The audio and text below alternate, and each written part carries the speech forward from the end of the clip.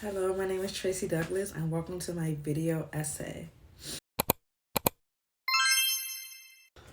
So the topic that I will be focusing on for this video essay is international films.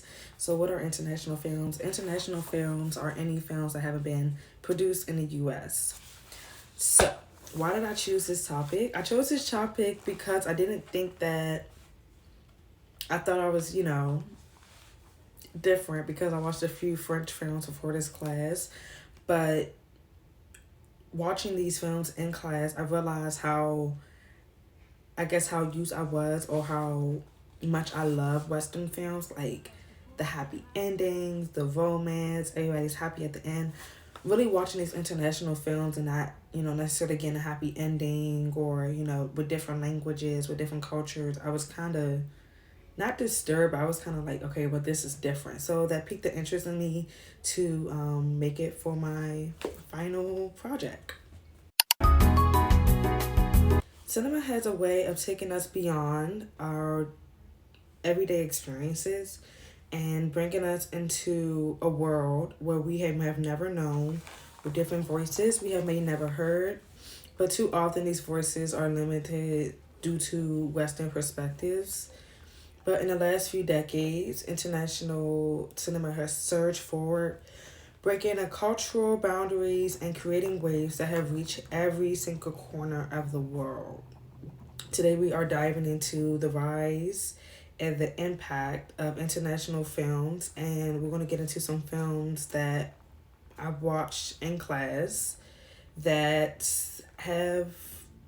were probably some of my favorite, or have helped me appreciate international films a little bit more. But I just wanted to talk about the history a little bit real quick. International film began making its way into the U.S. after World War II. People found an interest in different perspectives other than their own for many reasons, like devastation after the war, which created curiosity for like the outside world, or outside of the continent.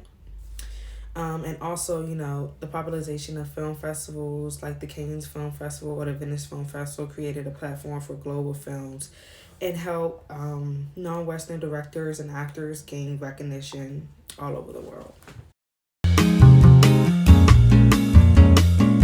So let's get into one of the films. One of the films is Parasite, which we watched in class. And I actually did watch it before we watched it in our film class, but I watched it up to the scene where they were eating in the families, when the family was on a trip and they were eating there. And I stopped it there. I don't know why. Because I really thought it was going to be like a horror movie, but it wasn't, so I stopped it.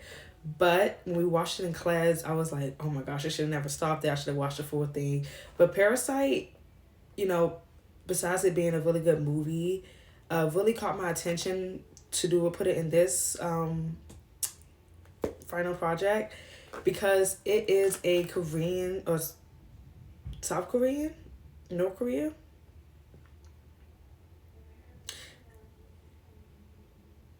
South Korea, sorry. It is a South Korean movie. They're speaking in South Korean. It's not really Western at all, and it did so well at the Oscars. In 2019, the film Parasite broke records for the first non-English film to win Best Picture at the Oscars. Bong Joon-ho, I think that's how you pronounce his name, crafted a story so intense and layered that it reached all over the world, with people not even knowing the Korean language. Parasite highlights two families with two different classes, but the film is just not about Korean culture. And another film that I really wanted to, highlight in this video essay is one of my favorite films, Spirited Away. This is how I really got into anime, watching like Studio Ghibli. I think that's how you say it, like films and stuff like that. But it's a really good film. I mean, obviously, y'all watched it in class, so. I really like it because I didn't know much about anime, and it really didn't, like, from the outside looking in, wasn't like into it, because it just looked different, just looked weird because it was different. But after watching Spirit like that, just opened like a whole door for me. But that's a whole different story. So in 2001, Hayao Miyazaki, I think that's how you pronounce his name, brought the Japanese film Spirit Away into a global spotlight in a totally different way. Unlike Western animations, which often prioritize clear-cut narratives and high energy action, Spirit Away leads into a more mysterious atmosphere with cultural symbolism, which is a lot in this film. I mean, a lot. It's the story of a young girl traveling through the magical realm where spirits and strange creatures coexist through the eyes of Chiricho, or I just call her Sen. The director explores the themes of identity, resilience, and environmental consciousness. The film's visual style with the soft lines, rich colors, and wonderful elements draws viewers like me and you into the world that feels both surreal but deeply emotional.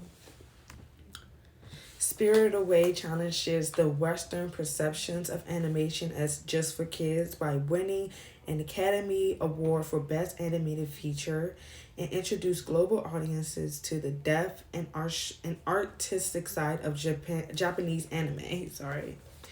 And prove that animation can be both visually enchanting and thematically profound.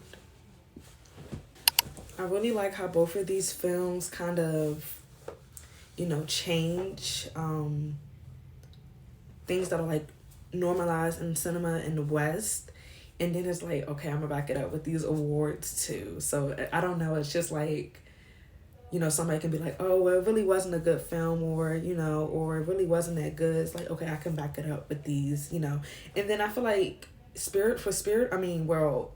Parasite has won Best Picture, Oscar, and Spirit Away is a Studio Ghibli film. So I feel like everybody knows who that is. Like, it's such a big, like, world, and there's so many good films that they have. It's like banger after banger. It's like, it's not like no one hit wonder. Like, they have really good films, and he's a really Hayao Miyazaki. He's a really, really, really known director. So feels like Parasite and Spirited Away have pushed boundaries of cinema, showing that stories from different cultures aren't limited by language or geography.